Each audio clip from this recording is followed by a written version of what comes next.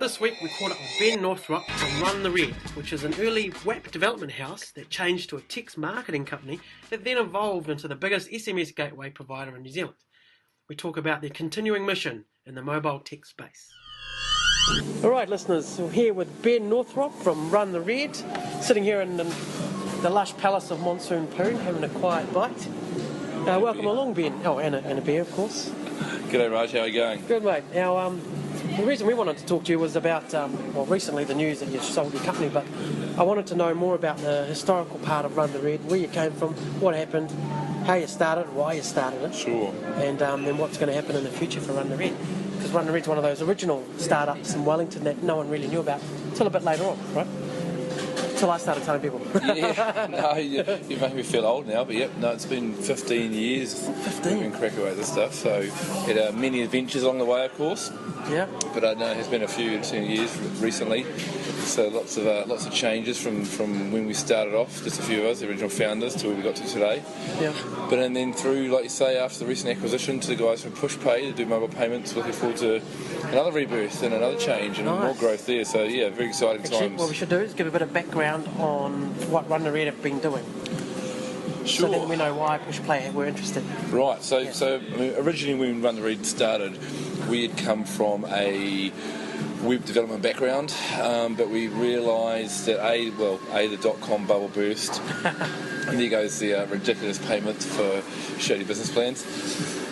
And not that it's a shady, but selling to others. But we were younger guys in a bigger field there, so there's a lot of competition was already coming up, and we weren't as well funded, possibly as some of the others.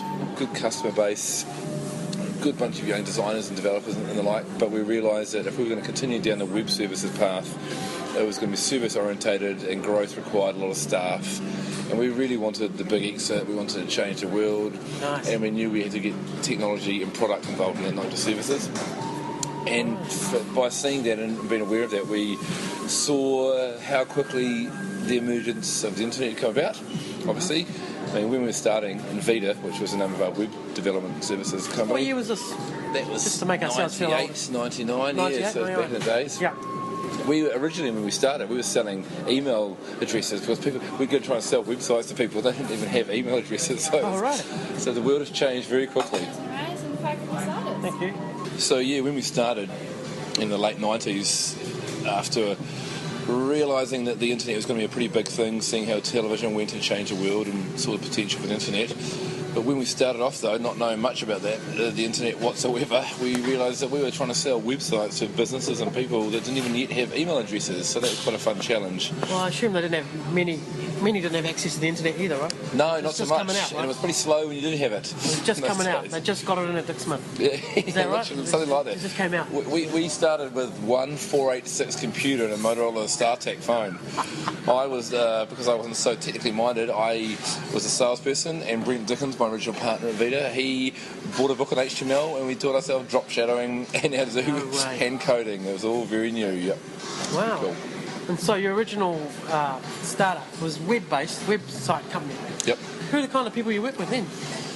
Over the years, we picked up some pretty cool clients. Actually, I mean, we were pretty persistent. We were doing stuff with telecom. We did, doing work with the Labour Party. We were doing stuff with some of the education providers around here, the ITOs, some real estate companies.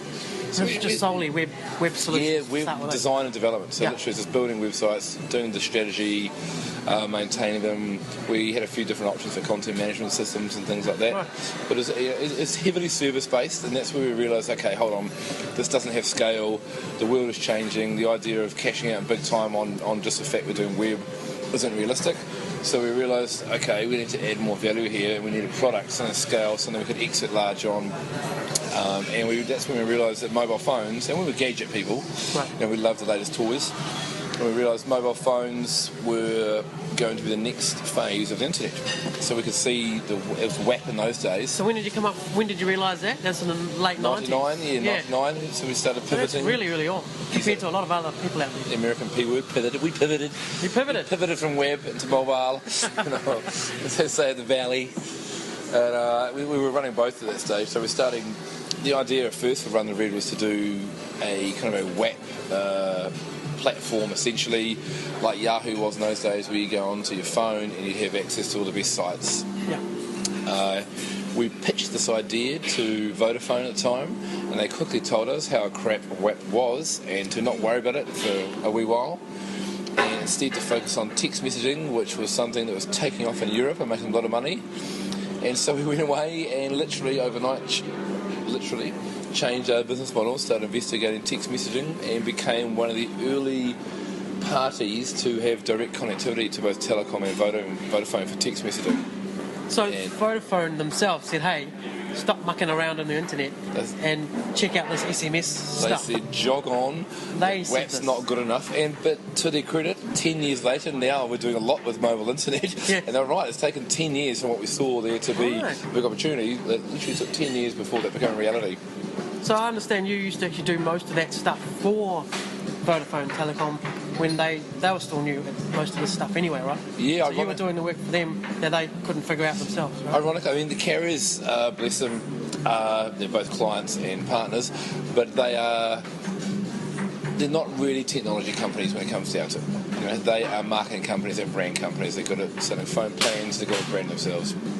We went away from that meeting, figured out text messaging, understood really what they're talking about, understood the value proposition of the fact that mobile phone call, you've got to remember, in those days it was $1.50 or something a minute to talk. So text messaging became really big.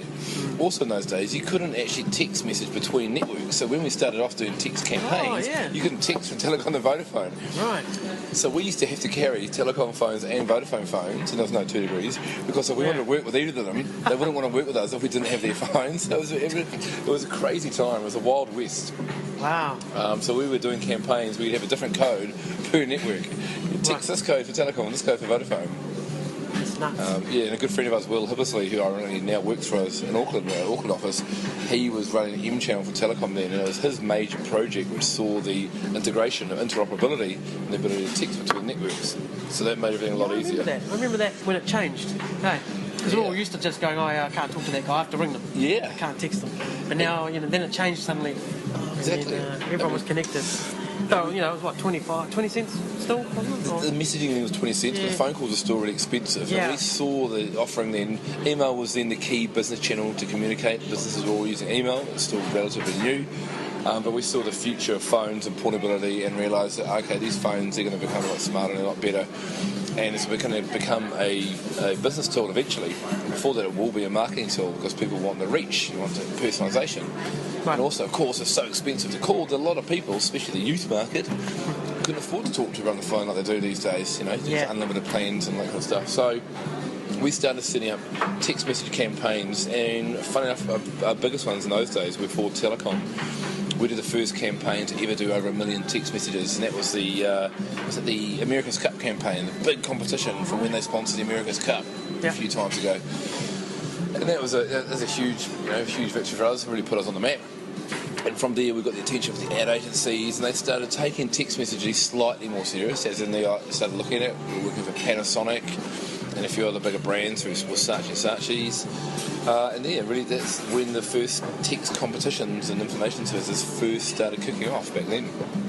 So that's what your core business was for a while, was you moved from the web straight to the gateway stuff. Yeah, so then we folded Veda into Run the Red and just put all our focus onto mobile and changed the team around there. And really focused on these text campaigns, what we could do there, with the aim of going international with it, building a text campaign platform that we could get going here with the big brands and the ad agencies, were our channel partners, and with the aim of taking overseas. And that started going pretty well. We're doing some campaigns for Coke and, like I say, Panasonic and the agencies. And then, though, we came across premium messaging, and that was a big change for us in revenue. We literally, we jumped from doing around $2 million revenue by doing text campaigns to $7.5 million revenue by doing premium services. For those, you remember the lovely days of every third advert on TV was for ringtones or an Xbox or all that kind of horrible stuff. That was you. You guys provided really hated that. We loved it. It was fantastic. $3 a message. So we ended up acting essentially then as a messaging gateway. We weren't doing campaigns there, but we were providing our backbone of our service that our campaign manager ran on by providing other partners could use our SMS gateway. The fact that we connected to all the carriers, managed the billing, logistics, so that's where issues. you'd get people like the Twitters of the world knocking on the door saying, hey, we need to get our stuff out somehow. Exactly. Can you guys do it, right? And the big drive in those days was overseas. The market was humongous for ringtones and mobile games, subscription services. That was short-lived, and fair enough too. It was a pretty ugly model. You know, they overdid it and annoyed the hell out of everybody, as you probably remember. So we ramped up the business there, but what it did do for us, apart from filling our coffers briefly, was show us that there's an opportunity not just to do one-off campaigns. We'd run a campaign, put a lot of work in and stop and have to start again, find and sell it. We realised by plugging into providers, we could actually give other partners access to our SMS gateway and our local knowledge on the environment here, our billing, regulatory issues and like. And we could be a gateway for other developers or other services that didn't necessarily want to use our competition products or information services. So we sort of took our learnings from that. We took, to cut the long story short, we took the money we made from the premium services and tried to expand our text marketing offering into Brazil. Right. By this stage, we're in office in Auckland, Wellington. We're doing a bit in Sydney, working with Qantas, working with IAG, working with a few agencies over there too. Mm-hmm. But we're still chasing that big end game. Right. As typical small Kiwi companies do. So then we went over to Brazil and spent a few years there and essentially learned a lot of mistakes, spent a lot of money, did it the wrong way around. Great opportunity, but we went in pre-revenue. We didn't have the right people, the right environment there sorted. And ultimately, they're quite forward thinking over there, aren't they, in terms of the mobile? Brazil. They're really keen. Is that one of the reasons why you chose Brazil over? Massively fast growing. Yeah, it's huge, a humongous market. Yeah. The carriers were very supportive on one element. The government here was very keen for us to go over there in those days because they were trying to do trade in Brazil. Yeah. But the promise of, hey, the carriers are just focused about growing subscribers, but they need to monetize it and grow the ARPU, the average revenue per user on handsets, was quickly diminished when we realised how hard it is to do business, not only in non-English speaking countries, but also just in countries with so much bureaucracy, so much size, corruption. I mean, it really is difficult setting up these things. You can't overestimate how much planning needs to go into these things, getting the right partners, getting the right people. What was the stumbling block there? Did the government sort of give you a hand there, or get you a lead in, or...? The government was very helpful there. They helped fund us and to get in there initially and then provided advice and support, but the government can only do so much. Yeah. And ultimately it comes down to having the right value proposition, having the right timing and having the right people on the ground. And the partners that we had, we went in there with one of our clients, a Dutch company, on a JV, and we ended up going in slightly different directions there, which made it more difficult for us. It took a lot longer than we expected to get the revenues going. It took a lot more money, a lot more time and effort. And essentially we started burning through all of our cash. Right. We started to run out of money, we were bank funded, and then the GFC could have hit in those similar times. Right. So, just a lot of times we've had some great successes, but then go and make some silly decisions. Or decisions that you with foresight you wouldn't do in the future. Yeah, you won't know that until you actually give it a go, right? Exactly. No one will tell you that, so you've got to go try something, right? So we were fortunate again to then, we had the ability, we went and found some partners in America, because we were looking at doing stuff in the US. It was an English-speaking country, text messaging was behind the times there, Brazil was really difficult, America had a lot of promise. So we went and found a great partner in a company called Emma Inc., an email marketing firm based in Nashville, Tennessee, Y'all. Of course. I say Y'all a lot over there. Y'all ready for this? Y'all. And they've got an office in Seattle as well. It's kind of like the Wellington of America. Cold and windy, but cool. And these guys liked our vision for evolving the text messaging platform to a self-managed tool. And they also liked the idea of adding messaging to what they were doing, rapidly growing email marketing services and vice versa. So by the grace of God, these guys put some money into us just at a time when the bank had told us no, they weren't going to extend their overdraft like I'd asked for. In fact, we had to pay it back in 3 months. Oh. And if we didn't, they were going to close the doors. That's great. We all know that it's lovely when they have that conversation. Yeah. It's a good one. So we were, not only were we stretched far too thin in multiple countries with a huge bunch of staff, low annuity revenue, but we now have the bank telling us that they're going to call us in. They're going to shut you down. Yeah, exactly. Thanks, guys. Love your support. Like an umbrella in the sun. Yeah. They're always there when you don't need it. Friends of the bank. So we had to make some tough decisions, and essentially sat around and pulled out of Brazil. We sold that to our joint venture partners and got out of there. We pulled back our efforts in Australia and America.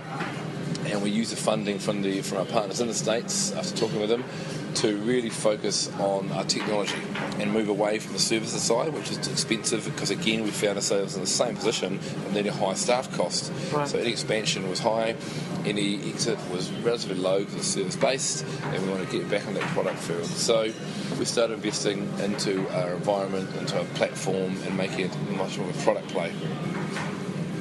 And how did you do that? You hired a couple of boffins in there to crank out some products, or get some ideas first? No, we didn't. No.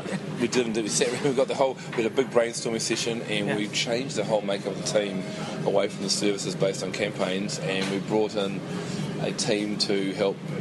It's a big agile project. It's one of the first big agile projects in those days. Right. But really rebuilt our entire SMS gateway to make it a lot more robust, so we could do higher volumes of messaging, so it didn't fall over. And we started building this self-managed platform for our campaign products, and also increasing our gateway. Halfway through that, again, we realised, another tough decision, we realised, okay, we'll crank out towards a self-managed tool, and then we realised, okay, after several months of building, spending a lot on it, actually, this isn't going to really fly, because we're going out there and people saying they love it, and the clients are saying they want it, but whenever we try it, they still call us and want us to do it for them anyway. Oh, right. So we had to realise. Not self-managed. Yeah, not so much, but people might say they want self-managed, but at the end of the day, everyone's busy, everyone's focused on their own thing. It's good to find out what your customers actually want versus what they say they want. Right. You have to, that's where innovation comes in, I guess. And so we changed, again, halfway through this project, we really changed the focus. We took a really cold, hard look at what we're doing and where our money was coming from, and where the good money that we're making came from. And ironically, it was from our enterprise customers. Customers we probably gave the least amount of attention to, the banks, the government departments, the people that send a lot of messages through us we wouldn't hear from often, versus the smaller companies that wanted creative work and campaigns, and the ad agencies we'd be constantly running after and doing free work to help them for unsuccessful pitches. And we realised, hold on, we need to adjust our focus here, focus on the businesses that we're actually adding the most value to. And those are the guys that we're helping do high volumes of mission critical messaging. Things like text banking, things like bill payment alerts, things like enhancements, updates.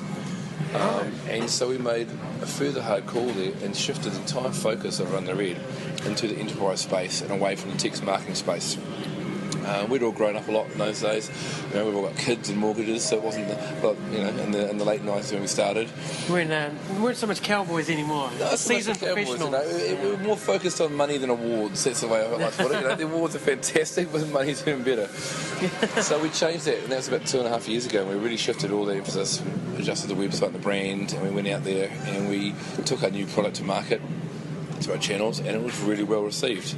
The focus was fantastic. The fact that we knew what we were doing, and that we not only had an amazing technology stack with the highest uptime, the most throughput, and the growing number of text messages, but we also had a 24/7 service delivery team who knew their shit. That's good. And that unique combination has really done us well. So often people either have a great service team or a good technology stack and API. So what we said was, hey, our value prop comes in, we make it easy for our big clients to do high volume messaging or mission critical messaging to do their business. So we take care of the messaging side of things, so they don't need to worry about it.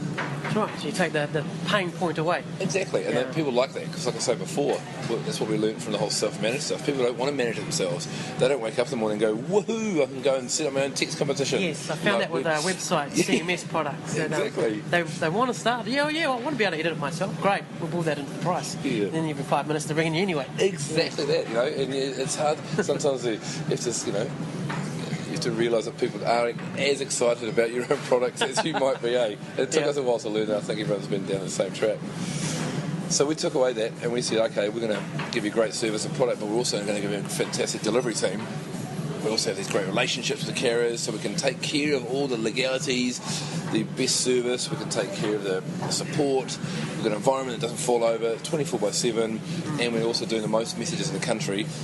And it went well. So we ended up winning some of the highest volume services, Facebook and Twitter messaging through Vodafone. So we manage all the text messaging, updates and alerts for Twitter and Facebook here in New Zealand for Voda. And then that expanded to Vodafone Fiji, Blue Sky Samoa, so that was great.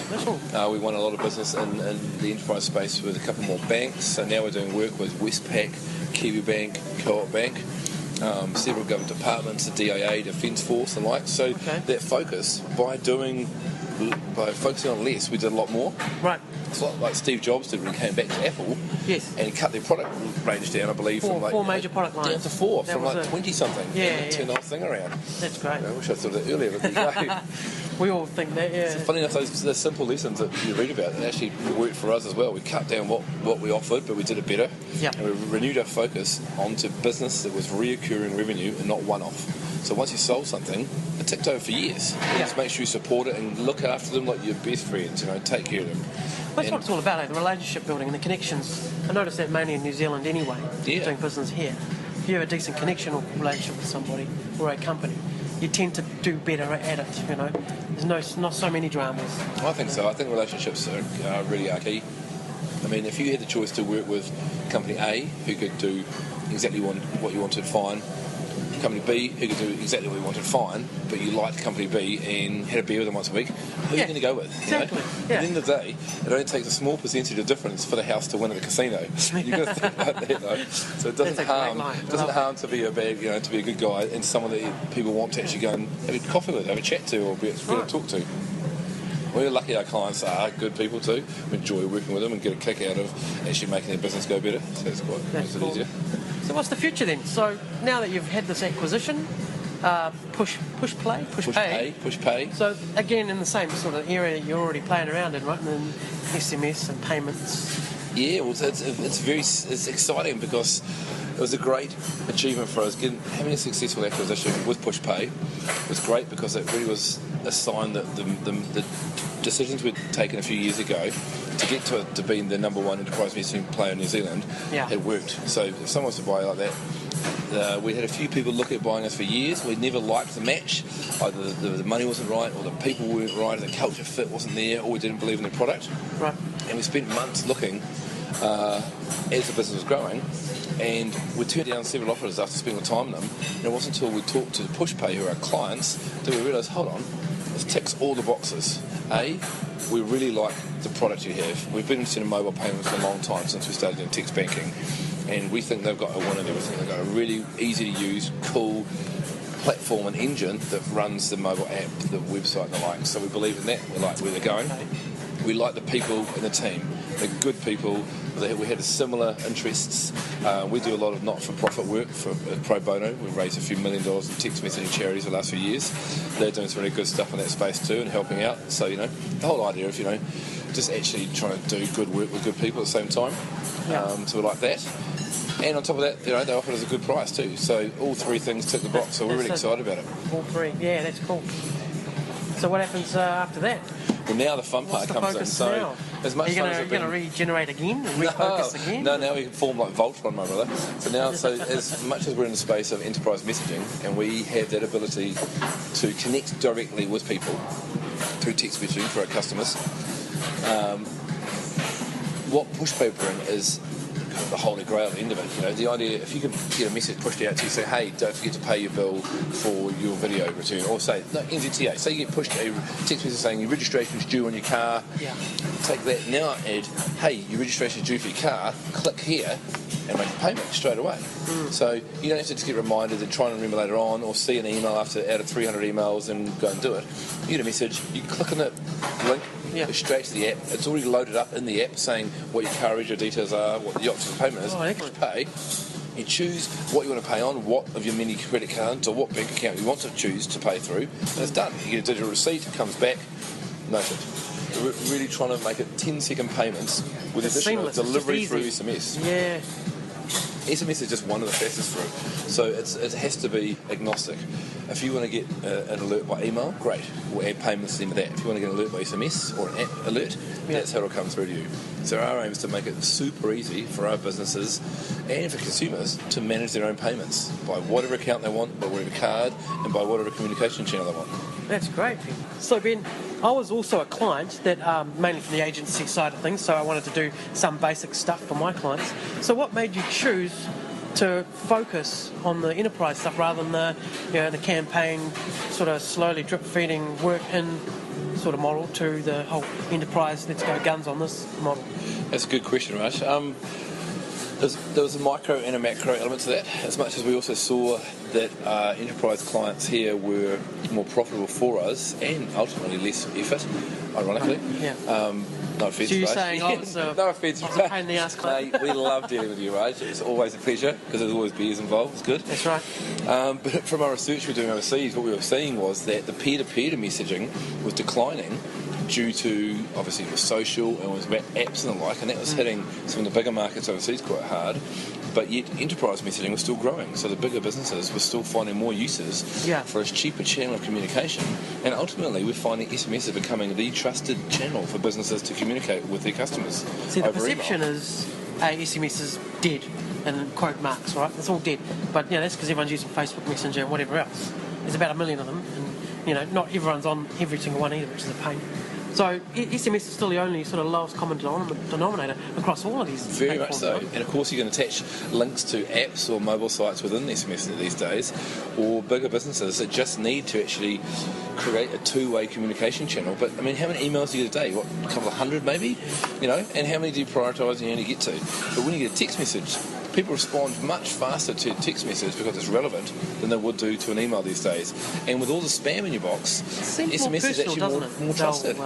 Text is a more personal thing still. And that's why you have to get it right. That's why you can't afford to mess with the content and context of messaging is so important. Because if you push something irrelevant or that someone hasn't opted into or is inappropriate, then you're going to lose them and they're going to get pissed off because it is a personal tool. Yeah. You guys have done so well. And it's cool to see the evolution over the years and what's been happening, And so, where can we find you on Twitter? The guys will probably want to have a look up what you're up to. So I assume the Run the Red site's still going? Yeah, runthered.com is there, and at runthered on Twitter. Or my handle is at Ben Northrop, this is lowercase Ben, capital N, ORTHROP. Awesome. So, yeah. That's cool. Well, thanks for your time, Ben. I really appreciate good. it. Always good to talk to you, Raj. Good, Now we can finish our beers. Done. How's that for an awesome story for all startups? Flip the business, grew with key clients, flipped again, and now being acquired. Remember that, people. Change is good. Special shout out to those who've started listening to us on TuneIn Radio, Stitcher, and our new Access Granted home on iTunes. Got to know our own section now. We do. Yeah. Awesome. Thanks for joining our existing community who are already on Spreaker, iHeartRadio, and YouTube. And always don't take our jibber jabber as gospel. Get the links to the stories we reference in our show notes and make the call yourselves. All our notes are in one place. They're linked from the #MePodcast post when we go live on Tuesdays. Or simply Google Access Granted show notes. Or bing it. Bring it on. You can look on Twitter for me at Mirrorman Mike and Raj at NZRaj. Use our podcast hashtag Access Granted, or even email us old school on accessgranted at #me.co.nz. And for all the hashtag goodness, such as the Twitter link, Facebook page, news, prizes, and much more, go to the #me.co.nz website. And hey, thanks for your time today. See you next Tuesday with the Kiwi Tech News for those who make the computers do what they do. #me.co.nz